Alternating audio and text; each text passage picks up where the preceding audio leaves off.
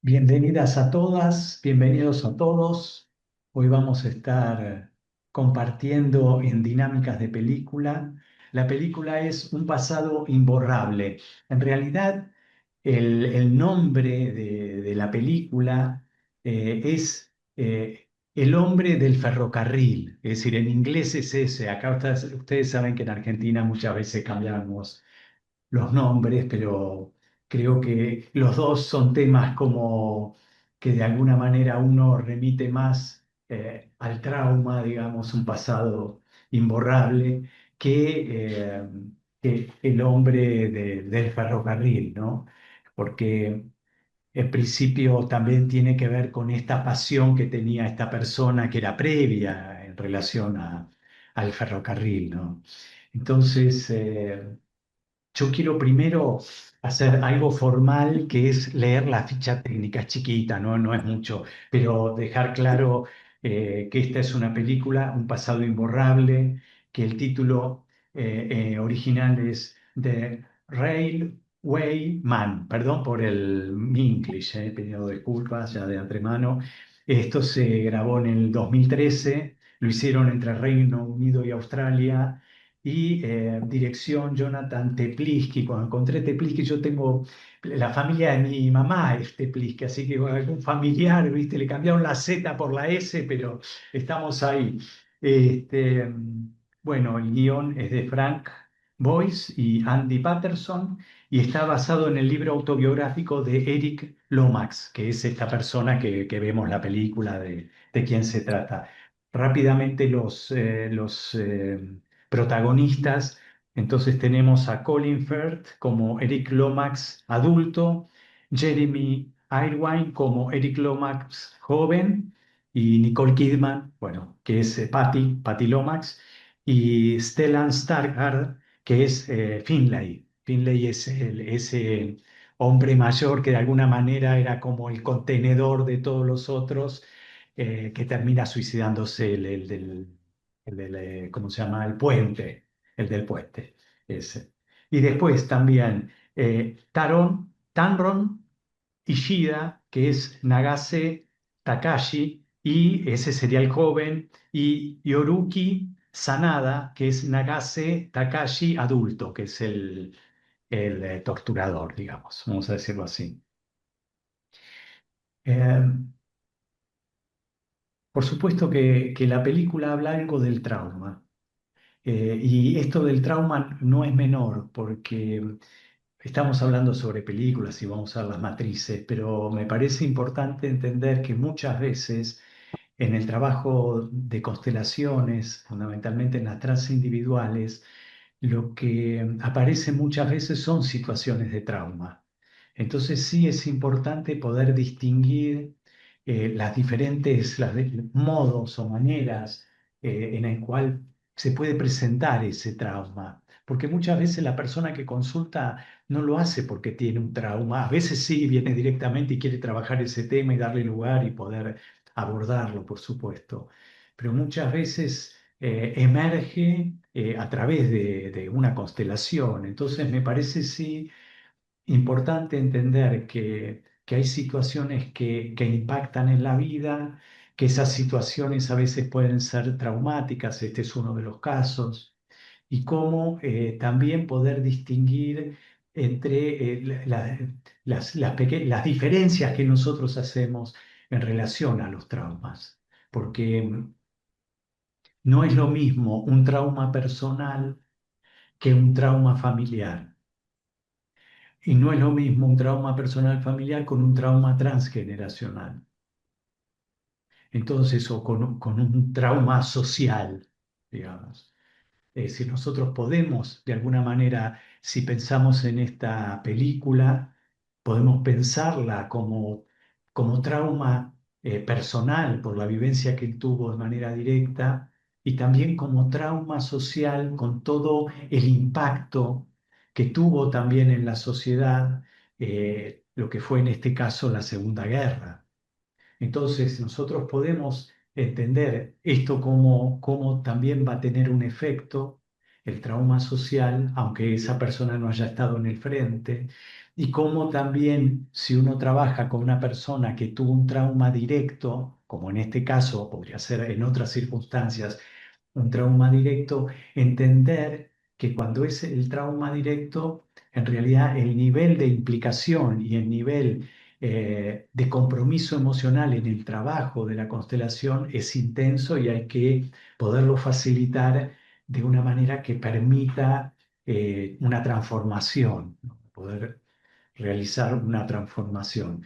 Así que, en principio, para situarnos en este contexto de la película, estamos hablando en principio de una porción de la guerra que era, podemos decir, la Segunda Guerra empieza en el 39. Bueno, en realidad hay una guerra entre China y Japón, Japón como potencia y como potencia invasora, ¿no? Entonces, eh, invade este territorio chino y en el 37 empieza esta guerra.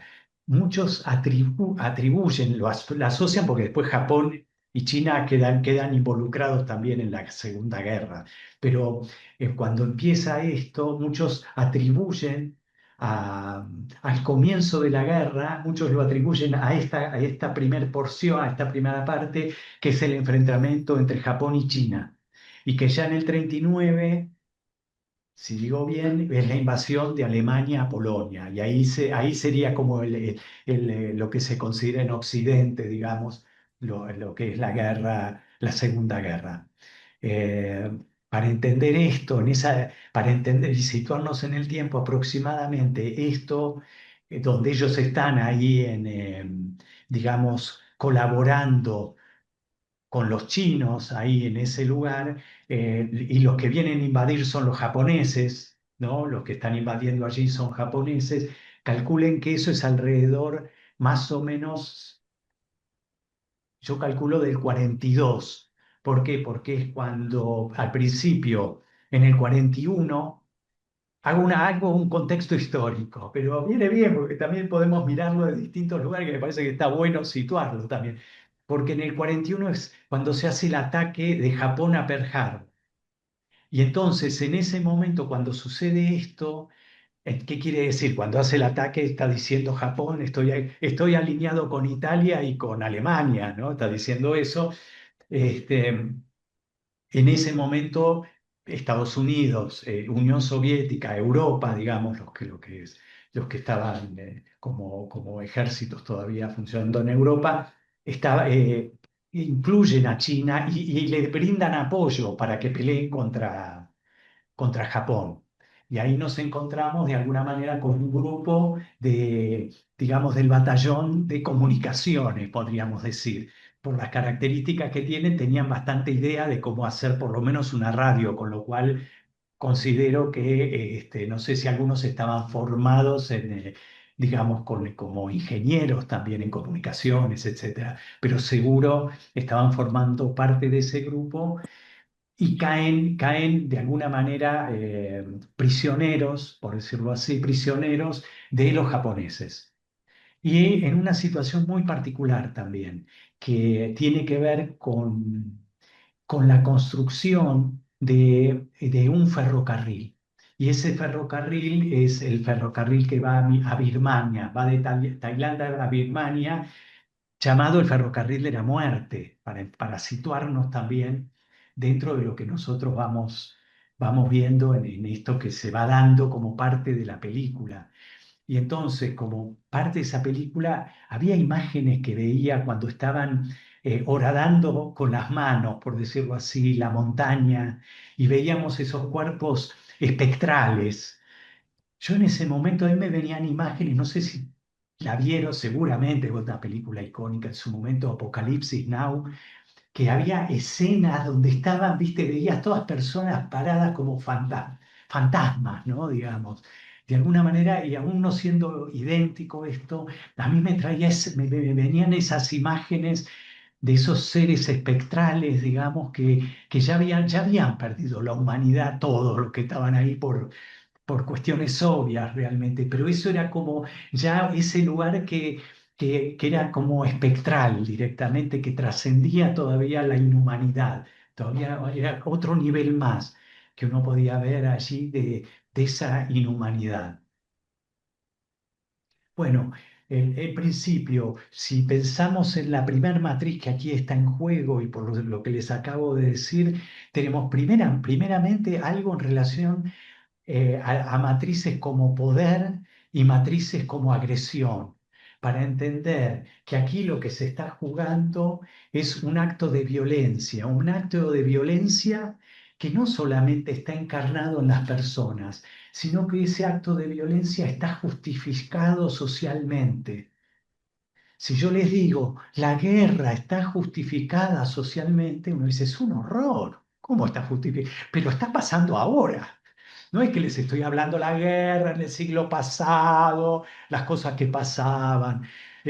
Estamos hablando de una forma de relación establecida hasta con reglas como diciendo, bueno, si el otro dispara primero y no te pegó, lo podés matar, pero si está desarmado no le podés tirar. Es decir, hasta todo, y cómo se tratan los prisioneros, etcétera, que después no sé cuánto de eso se cumple, pero me refiero que hay una estructura social para entender nosotros que las matrices no se juegan exclusivamente en las relaciones humanas, sino que las matrices se juegan también en las relaciones sociales o lo cultural establecido como forma. Y cuando esto está establecido como forma, los actores terminan siendo protagonistas en otro nivel de esta misma barbarie, desde el lugar que les toque. ¿Entiende? En un momento pueden ser perpetradores, al ratito pueden ser las víctimas, en un momento pueden ser quienes torturen, ¿entienden? Entonces, todo esto es para poder entender cómo cuando hablamos de matrices relacionales, lo que estamos haciendo es teniendo en cuenta que estas matrices se juegan por lo menos en tres niveles a la vez. Uno es el que les mencioné en el comienzo, cuando les mencioné ya algo de trauma. Y les dije, miren, cuando hay trauma, hay representaciones que nos habitan de cierta manera. Y esas representaciones son las que se activan ante ciertas situaciones externas muchas veces. Entonces, ese es un nivel que podríamos decir inconsciente, donde esas imágenes nos habitan o habitan, y que esa es una posibilidad tal vez de abordaje cuando uno trabaja con una persona que haya tenido alguna situación particularmente traumática. Y está este otro nivel que es el nivel social, que es el que le acabo de mencionar y situar socialmente, pero cuando lo sitúo, podemos pensar en los millones de seres que murieron en ese contexto. No lo digo solamente entre Japón y China, me refiero también a toda Europa, el mundo, la barbarie de alguna manera que tocó. Pero aquí este material tiene que ver, esta película tiene que ver entonces primeramente con estas dos matrices, matriz poder, matriz agresión, y también está la matriz pertenencia. Y la matriz pertenencia aquí ustedes la podían ver cuando ese grupo de soldados que estaban, soldados con todas sus categorías, estaban allí todos de alguna manera respondiendo a esa bandera, en este caso era británica, a esa bandera británica que ustedes ven cuando ellos salen de ese lugar donde estaban trabajando en comunicaciones, que van arriando la bandera y subiendo la bandera japonesa. Si, entonces, fíjense, hay algo de la pertenencia en el cual ya se estaban llevando algunas piezas, una válvula, un condensador, algo, porque ya estaban pensando en que si iban a ser, este, digamos, prisioneros, por lo menos iban a tener tal vez algunos elementos para poder utilizarlos como grupo, para poder tal vez comunicarse o recibir información, lo que fuere. Pero ya ahí se ven ciertos movimientos que dicen, no, tal vez esto pueda servir. Y ustedes ven que saca una válvula y se la guarda, ¿no? esto como un comienzo. Pero si nosotros podemos decir que hay como dos tiempos en la película, un tiempo que es el que le acabo de relatar y ahora hay otro tiempo que es el de los veteranos de guerra, donde ellos ya tienen ese lugar donde también, y ahí podemos hablar nuevamente de matriz pertenencia, forman parte de ese grupo. Pero ahí aparece algo interesante para tener en cuenta y es como un estado de supervivencia.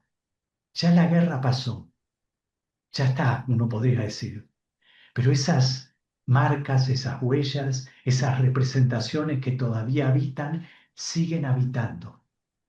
Siguen habitando y la manera de poder estar en esa forma de poder seguir así es no haciendo muchas modificaciones tampoco.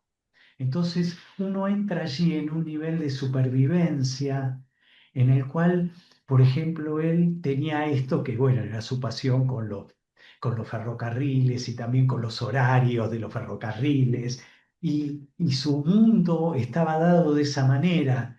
Cuando avanza un poco más la historia y él conoce a Patty, ahí se arma algo en el cual ella también en esa interacción, algo empieza a ordenarse en esa casa en la cual estaba desordenada, ¿entiende? Y que él le dice, no quiero mover nada, no quiero mover nada de esto.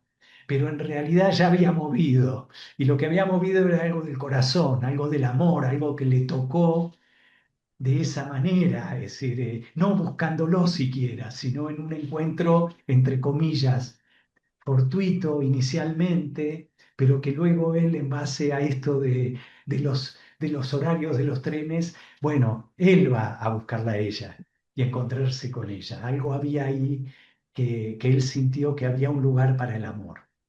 Y creo que ese lugar para el amor y ese lugar del amor es lo que de alguna manera él lo salva porque había de alguna manera encontrado un sentido también amoroso para la vida. Sin embargo, no dejaba de estar toda esa pesadilla que lo seguía a todos lados. Y eran estas imágenes,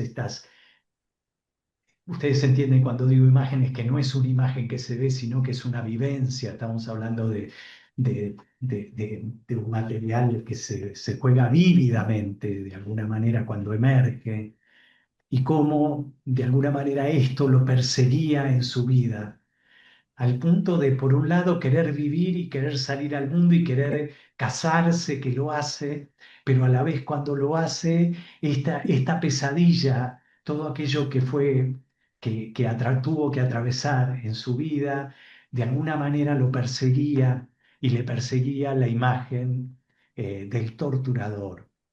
Por supuesto, las matrices podemos mirarlas en distintas escenas. Por supuesto, el torturador es la matriz de agresión, como quien ejerce esa violencia y agresión sobre un otro, que es la víctima.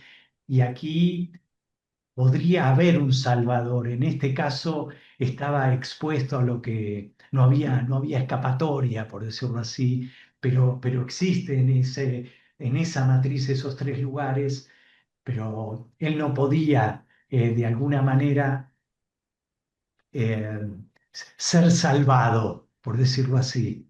No había posibilidad ni ser reconocido. Lo que aparece allí es que cuando a ese compañero lo eligen así, que eran los que tenían la radio, lo eligen los japoneses y le empiezan a pegar para destrozarlo. Él se saca los lentes, da un pasito adelante como diciendo, soy yo, ¿no? Y en ese soy yo está algo de salvar a los otros, digamos, de esa misma paliza, porque iban a recibirla todos. Cuando él se coloca en ese lugar, tiene que ver con, en principio, el lugar de salvador en relación a los otros. Yo para entender algo de esa escena, y también el lugar de quien se hace cargo de la matriz responsabilidad. de alguna manera, yo no sé si él uno de los que más entendía y estaba armándolo, podría decir era, pero ahí él se estaba haciendo cargo de ese lugar, de quien de alguna manera fue el que ideó esto o lo lideró, si ustedes quieran. Entonces, ahí pueden ver esa matriz responsabilidad, cómo se está jugando. Por supuesto que esto después tiene un efecto devastador en él. ¿Entienden esto? Entonces, aquí lo que lo va siguiendo, digamos, en su vida, en esa vida de supervivencia, son todas estas imágenes, y todas imágenes como vivencias, con lo cual está en ese nivel muy básico de la vida. Y ahora cuando aparece esta mujer, lo que aparece es lo amoroso, la conexión con la vida, ya no con la supervivencia. Pero el precio era alto porque si uno se abre al amor, también emerge, se abre a la fragilidad, se abre a todo aquello de lo cual cuando uno se abre sabe que está también expuesto en relación con los otros. Pero cuando uno abre algo de esto también se abre a ese material que antes estaba tal vez lo más posible excluido para poder sobrevivir, para poder seguir su vida como fuere, digamos.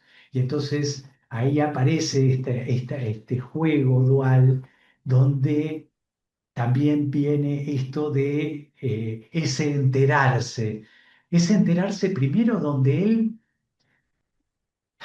la mujer le dice todo el tiempo, háblame, decime, expresá, estoy con vos, te escucho, decime qué. Y bueno, y en realidad él no podía abrir esto, no podía expresarlo, le decía, no quiero que te metas en mi vida ni me preguntes sobre esto. Y entonces ella no acepta, otra por ahí da un portazo y se va y dice, pero este está.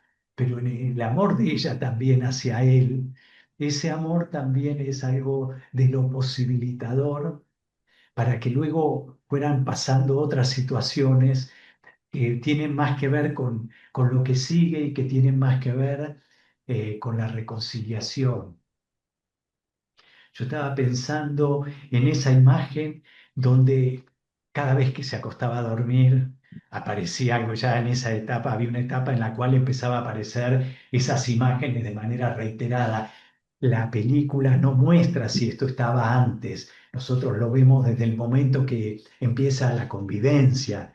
Podemos presuponer que esto estaba antes, pero que también esto se pudo ir abriendo en la medida que él se fue abriendo a la experiencia, a la vida, al exponerse.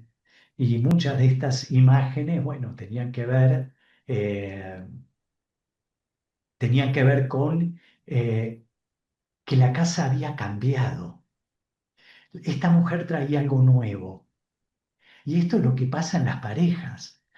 Saquémoslo un poquito de contexto de la guerra o de la situación. De alguna manera, cada uno traía algo de lo propio. Yo no sé si se acuerdan, me vino esa escena cuando cocinan el arroz, creo que era arroz, y en esa olla media quemada. Y entonces ella le dice, no, no. El arroz ahora hay que sacarlo ya porque se va a quemar el fondo, ¿viste? Le decía. Y él tenía un relojito de los de cocina, ¿viste? Que no, no, hay que sacarlo en tal momento. Y ahí, pequeña escena cotidiana, la traigo para entender algo de la pertenencia. Que la pertenencia, cada uno, aún en ese encuentro que se está dando en la pareja, cada uno trae lo propio de su sistema. Y entonces, ¿cómo se hace el arroz? ¿Cómo se hace la milanesa? Como lo hacíamos en casa, como se hace siempre. Ese siempre es la de lo de uno, pero el otro también te dice, no, el arroz no se hace así. Y entonces él pulcramente cuando suena la alarma, digamos, del timbre ese, lo que hace de alguna manera es pasarla por el fondo la cuchara o no sé qué pasa, para demostrarle además que el arroz no se pegó, que el arroz no se pegó. Entonces, fíjense. esto es una escena que podríamos decir de costado la podemos mirar, pero cuando uno ve esto, ve cómo las matrices están presentes en lo cotidiano. Entonces, cómo uno responde al propio sistema. No conscientemente, se hace de esta manera. Y el otro viene y te dice, no, se hace de esta otra.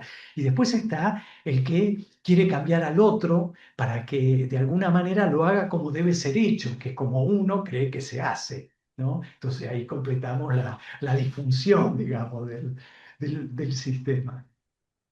Pero bueno, ahí empieza a haber un cambio y una intervención de alguien en este juego de la pareja. Y en ese juego de la pareja, aquello que se dejaba tal como estaba, que tenía que ver con todas las cosas, los diarios, las revistas tiradas en un lugar, el desorden, eh, las cosas que no se pagaban, y acá no estamos hablando de un problema económico, sino de este estado tan primario, digamos, de supervivencia, en el cual no podía hacerse cargo de lo mínimo en ese sentido. Había un nivel que sí sobrevivía, por decirlo así, que él estaba dispuesto a cambiar, a tal punto que hasta se afeita el bigote. Por supuesto, cuando ella le dice, la verdad, yo no besaría más a un hombre con bigote. Ya eso tiene un precio.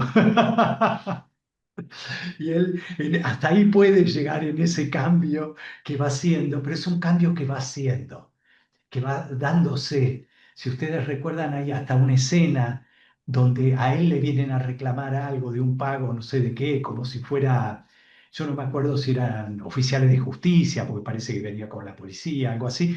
Él no había pagado no sé qué cosas que venían acumulándose. Y el tipo sale con un cúter, ¿entiende? Para entender el nivel de violencia y que si lo vienen a increpar va a responder de la manera primitiva, por lo menos en ese momento, en una circunstancia que a él lo saca de una normalidad donde puede funcionar.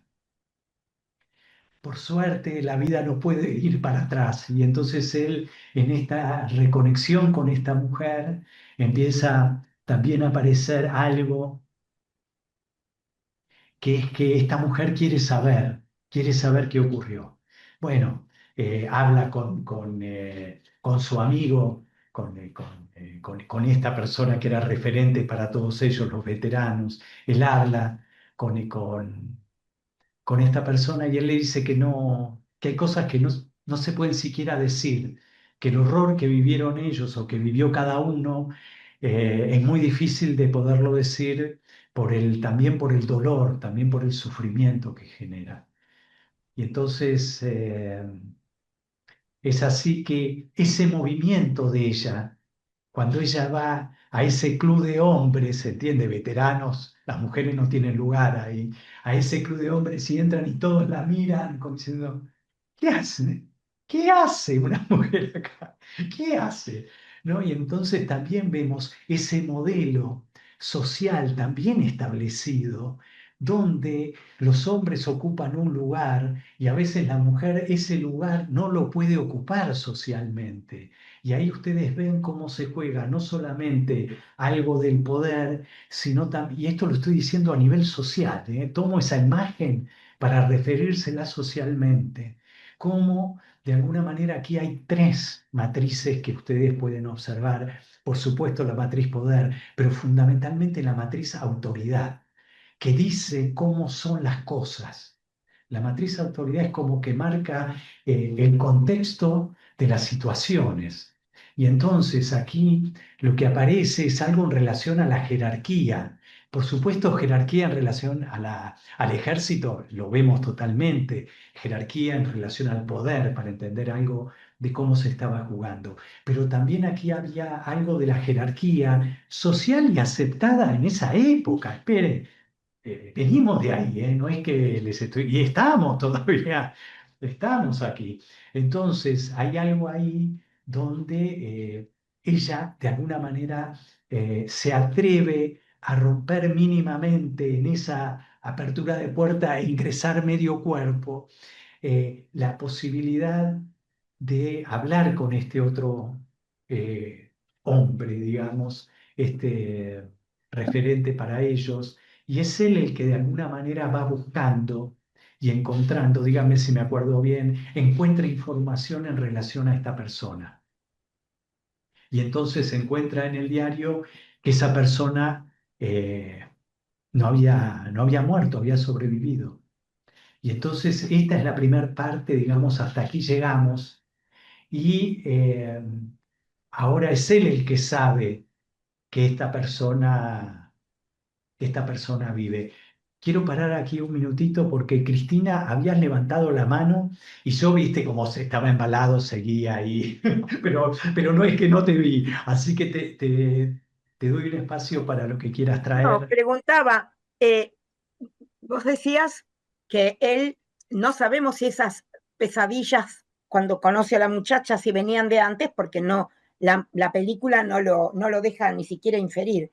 Mi pregunta es, podemos suponer que él estaba totalmente congelado, ni siquiera tenía pesadillas ni sueños, y que las comienza a tener cuando se abre a la emoción, cuando acepta recibir esa emoción, porque él le dice a Jim Hackman, a este, creo que me enamoré y sale corriendo. O sea, ni siquiera hay un relato romántico, nada. Es como que le pegó y salió, y todos contentos estaban, ¿no? Porque me parece que él hasta ese momento era nada, la subsistencia elemental, sin Totalmente. siquiera soñar, ni siquiera recordar, o sea, era tal el olvido que tenía, la represión absoluta, que ni siquiera lo soñaba. A mí me da la sensación que por ahí lo comienza a vivir cuando permite que la emoción aparezca, que hay que hacerse cargo cuando uno está muy así y empieza a sacar las capas de amianto, ¿no? Seguro, seguro. Sí, en principio podemos inferir y como podemos inferir, podríamos darle lugar a las dos opciones, ¿entendés? De la misma manera, como pensando en este congelamiento o digamos, sí, congelamiento y no conexión, digamos, de exclusión de ese material directamente como posibilidad de supervivencia para poder sobrevivir, y entonces uno entiende que tiene un sentido, y puede ser que sea de esa manera hasta ese momento, podría ser también que haya tenido, que tenía otras imágenes. Ustedes piensen que cuando alguien tiene una situación traumática, eh, luego hay situaciones externas que lo activan. Es decir, cuando uno tiene situaciones traumáticas, uno luego, por ejemplo, según las situaciones, pero pongo un ejemplo, dice, yo ya no miro noticieros, o los noticieros, o yo no puedo ver películas de tal tema, o ciertos lugares que en la calle, no estoy diciendo ciertos lugares, ¿por qué? Porque le activan algo de lo parecido y entonces dice, no, yo por ahí no voy, voy para allá, voy por el otro lado, me cruzo, digo, doy la vuelta. Pero ¿por qué traigo esto? Porque en realidad, si ustedes piensan, ahí hay algo del juego de la matriz de agresión, que por supuesto está el perpetrador, está la víctima, pero también está el salvador o la salvadora. Y entonces, en lugar de esa salvadora es la que dice, voy por el otro lado. O yo esas películas no miro, a mí no puedo porque me hacen mal, pero es muy probable no, hay representaciones que a uno se le activan, que son propias, por supuesto, o del sistema, ya uno no puede decir esto de propio como individuo, sino propio del sistema en el cual es familiar y consciente, que en el cual estamos, si ustedes quieren, que se activa. Entonces ahí ustedes pueden ver en ese movimiento de congelamiento también, también al salvador o a la salvadora. Vos me podés decir como mecanismo inconsciente, porque no hay quien lo piensa. Sí, claro. Después hay otros que son semiconscientes, porque uno dice, che, por ahí no, de esto no hablemos, a mí no me gusta, yo no quiero entrar en ese tema. Es decir, son cómo trabaja esto que yo les decía, él en esa situación de la guerra entre perpetrador y víctima no había quien lo salve, por decir así. Tal vez él salvó a esos compañeros, podríamos decir también. Pero, pero en ese sentir sí está ese lugar en el cual podría ser lo que vos planteás de una y otra manera y son válidas. Es decir, vos decís, pues, sí, claro, es muy probable que sea así y también que el hecho de esa apertura haga que se vuelva vulnerable o que pueda emerger parte de ese material que, que lo habitaba, lo cual se vuelve, aclaro, un infierno, digo, en el sentido de que era algo que lo acompañaba y que no era fácil la vida. Ustedes vieron cómo él se va complicando en la relación con la pareja y la preocupación y la desesperación de ella por tratar de conectar ante la impotencia de no poder ayudar, ¿no? Como ese lugar de querer, pero que no había manera de poder. Pero hubo una manera en ese sentido y fue cuando aparece aparece ese material en el diario que dice que esta persona estaba a cargo de ese museo, de lo que fue en la Segunda Guerra, cuando tuvieron presos en este caso ahí había británicos, digamos, soldados británicos, y él recorría con las personas contándole. Realmente a mí, les digo, me impactó mucho eh, el proceso que hizo, cómo se mostró el proceso, porque a mí me llevó hacia el trabajo de las constelaciones cuando trabajamos en trauma y cuando hay un perpetrador. Y hay un tema en relación al perpetrador, me acuerdo el año pasado, normalmente dentro de la formación digamos, hay módulos sobre trauma, cómo se aborda, cómo se trabaja, como teniendo en cuenta que esto ocurre. Y entonces es central en el trabajo de la constelación transindividual la transformación del perpetrador. Y entonces me acuerdo de una estudiante que me decía, pero Eduardo, vos sanás al perpetrador. Yo en realidad no sano a nadie. La persona tiene una vivencia y va transformándose dentro de esas representaciones que le habitan y la sacan a la luz. Uno facilita, primero, pero estaba hablando algo del mecanismo y que tiene que ver con la película también, porque si ustedes ven cómo se fue desarrollando, primeramente cuando él se sienta frente a su perpetrador, vamos a decir así, le dice, tenés unos minutos porque luego te voy a matar. Es decir, no fue que hicieron Hollywood y voy y te pego un abrazo, no. Vas a durar unos minutos, pero sentate y conversemos.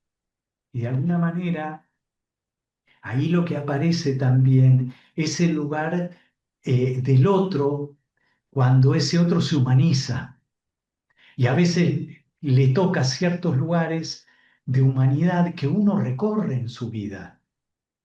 Ahora, el punto es este de ese poder tomar conciencia en algún momento y poder humanizarse.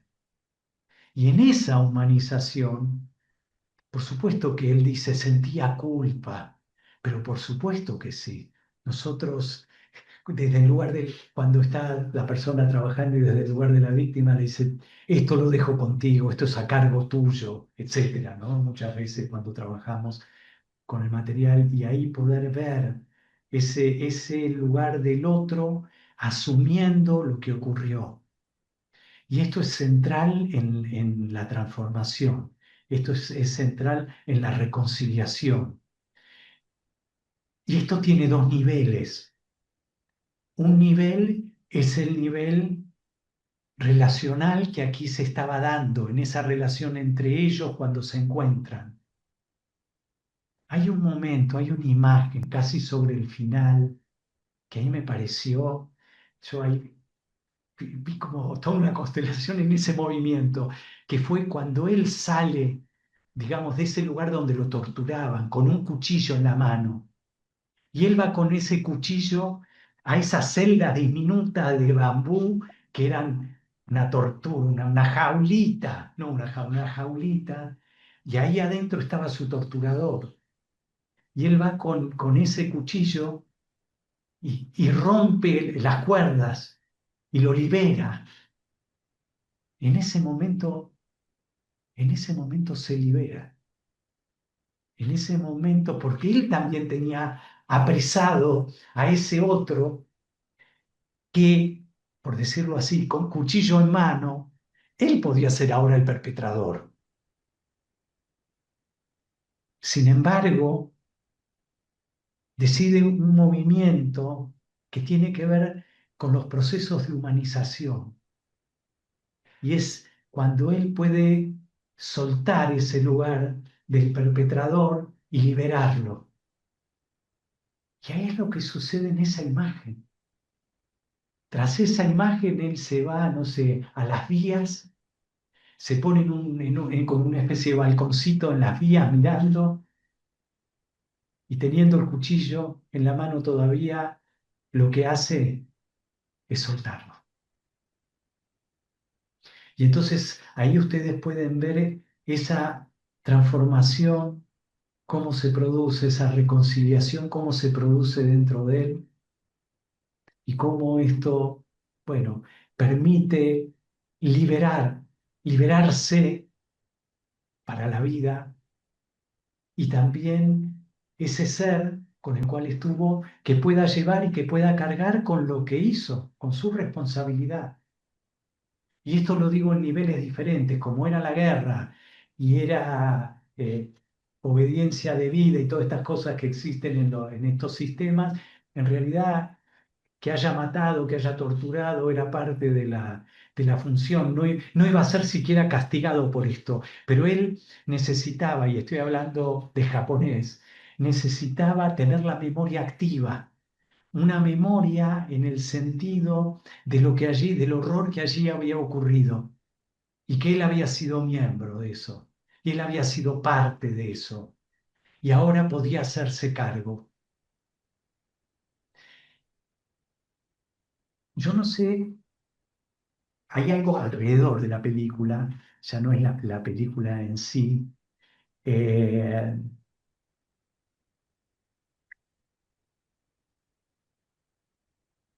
Me viene algo primero para decirle de las matrices. Ahí hay algo que sucede donde se sana, se reconcilian y se transforma esa representación que lo habitaba y la relación con el otro, a él le permite que ese poder que estaba jugado de esa manera por parte de él y esa agresión, esa violencia que a veces la encarnaba él en algunos momentos, cúter en mano en la escena aquella. eh, y lo que sucede cuando se transforman estas representaciones no es que desaparece la matriz agresión. Lo que se transforma es esa representación de la violencia que se jugaba ahí para que esa agresión, de alguna manera, al volver, permite que la persona la pueda jugar en la vida. Como si les dijera, si hasta ahora era posible supervivencia. Ahora, cuando él recupera esa agresión, es una agresión para la vida, para desarrollarse, para poder realizar lo que le da sentido a su vida. Pongámosle. Eh, bueno, ustedes saben que esta película está basada en un libro de este hombre, de ese Loa. Y este hombre, ellos se encontraron en el año 90, es decir, se encontraron, él en el 95 escribe este libro sobre lo que ocurrió allá, y, y ellos fueron dos personas que estuvieron juntos por el mundo recorriendo y trabajando sobre la reconciliación de los seres y de las personas, en esto de aquellos que habían pasado situaciones traumáticas y que podían de alguna manera encontrarse y reconciliarse. Y ellos estuvieron por muchos años hasta que el japonés creo que todavía vive, me parece, él murió no me acuerdo, me parece que 2016 puede ser. Entonces, todo ese tiempo también ellos fueron recorriendo, y recorriendo el mundo como una ofrenda de paz y de reconciliación, contando la experiencia que ellos habían tenido de alguna manera, pero no solamente esto, sino mostrando ese reencuentro que es posible cuando las condiciones lo permiten. No sé si tienen alguna otra pregunta o algo que quieran comentar sobre la película. Em, a mí me choqueó mucho cuando el que encuentra a este perpetrador es el veterano Jim Hackman, creo que es el que hace Mm, ese papel, ese personaje. Eh, y se lo da a la esposa de él, la información. Y ella le dice, vos no vas a hablarle una cosa así, ¿no? ¿Cómo no le vas a comentar esto? Y él le dice, yo se lo voy a decir de una manera que no va a poder no escucharme, una cosa así, ¿no? No recuerdo la frase exacta, que es cuando se suicida, sí, que es cuando se mata, o sea que esa era la forma que él tenía de decir, bueno, no termines como yo, ¿no? Hace algo con esto, me parece. Eh, eh, sí, sí. eh, eh, Esto es fuertísimo, porque él totalmente.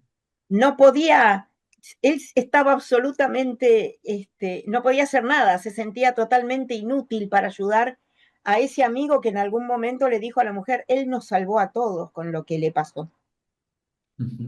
Y bueno, este Jim Hackman que no puede con la culpa, pero que trata con esa medida extrema, porque después ella le dice, ¿vos vas a hacer lo mismo? Yo tenía, Este, mira, te digo algo de esa porción están los sí, dos en la cama y ella le dice, porque él había hecho el movimiento, había hecho el movimiento. Primero te digo algo previo y va con esto, pero va con esto. En realidad ese acto de ese amigo, ese suicidarse, tenía también, presupongo un mensaje, esto mío, por supuesto, presupongo un mensaje que es el sinsentido de la vida y tiene que ver con algo de que fue tan terrible que en ese nivel de supervivencia no podían siquiera darle sentido y era un estado de supervivencia que no tenía otro sentido. Pero en la vida del agua había cambiado. Por eso me vino esa imagen, que es que ellos están ahí en esa escena y ella le dice, cuando él ya empezó a hacer el movimiento de ir, que iba a ir y que iba a hablar y ella le dice, yo pensé que, que vos podías hacer algo similar a tu amigo. Y él le contesta, no podría porque yo te tengo a vos. Entonces hay algo también ahí de lo amoroso y del sentido que tenía para él también este poder sanarse y es poder estar también más plenamente en la vida.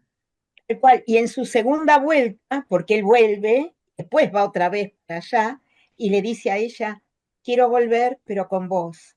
Y ya la cara de él era otra cosa, ya se había transformado, ya realmente, y el lo siento del japonés cuando él le da la nota, ese acto de contrición absoluto que hizo, también Sí, es no el por favor, perdóname, no, es ese es, lo es, siento que nosotros es el lo decimos, siento de las constelaciones, es tal el lo cual. siento cuando uno dice, esto es mío y lo llevo.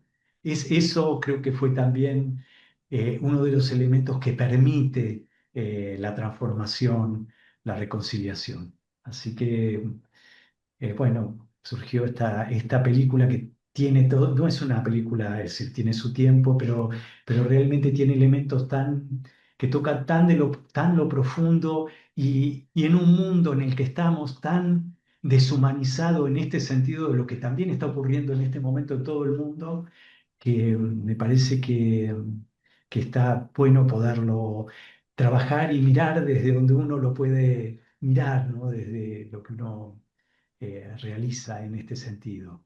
Así que les agradezco su participación pero luego continuamos porque me parece algo muy rico poder mirar las cosas que ocurren desde una mirada sistémica, relacional, asociarlo con las constelaciones, da una mirada que amplía la mirada. Así que un gusto y nos encontramos en la próxima. Les mando un abrazo. Gracias. Adiós. Adiós. Gracias. Gracias. Chao Y Esther, chao a todas hasta y a la todos. próxima. Hasta luego.